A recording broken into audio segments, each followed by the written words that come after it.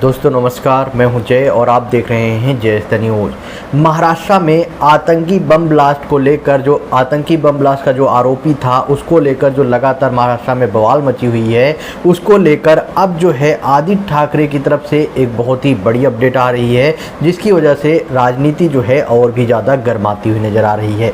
आप सबको पता होगा कि अभी 2 दिन पहले मैंने भी आप लोगों को बताया था कि आतंकी याकूब मेमन की जो कब्र है उस पर सजावट की ओर लेकर भाजपा और एकनाथ शिंदे गुट, उद्धव ठाकरे और एनसीपी सुप्रीमो शरद पवार के ऊपर इन दोनों लोगों ने हमला बोला था और इनके द्वारा लगातार इनके ऊपर आरोप लगाए गए थे कि याकूब मेमन का जो है इन्होंने कब्र की सजावट की थी।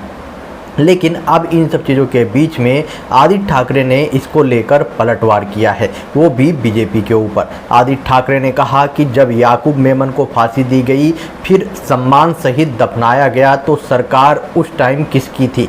उनके द्वारा बोला गया कि यह सही है कि उस समय की सरकार में शिवसेना भी थी, लेकिन आप लोग जानते हैं कि हमारी कितनी सुनी गई। दरअसल याकूब मेमन को फांसी की सज़ा दिए जाने के दौरान देवेंद्र फडणवीस की सरकार थी, यानी कि देवेंद्र फडणवीस जो है उस टाइम महाराष्ट्र में सीएम थे। तो इसको लेकर आदित्य ठाकरे के द्वारा सवाल उठाया गया कि हम जो है उनके साथ में तो थे गठबंधन में, लेकिन उस टाइम चलती सिर्फ और सिर्फ बीजेपी की थी और बीजेपी की उस टाइम सरकार थी और बीजेपी ने जो है याकूब मेमन को जो है आराम से वहाँ पे सही से दफनाने की इजाज़त दी थी। हमारे द्वारा ऐसा कुछ भी नहीं किया गया था। तो आखिरकार अब जो है याकूब मेमन की फ़ोटोज़ को शेयर करके, उसके कब्र का फ़ोटो शेयर करके हमें फंसाने की कोशिश क्यों की जा रही है। सीधे आदित्य ठाकरे ने भाजपा के ऊपर निशाना साधा है। आदित्य ठाकरे ने कहा कि हमारे ऊपर जो आरोप लग रहे हैं वो भाजपा की आंतरिक राजनीति के कारण हैं या फिर हमसे नाराज़गी की वजह है। जिस समय याकूब मेमन को फांसी दी गई थी उस दौरान तो देवेंद्र फडणवीस ही मुख्यमंत्री थे।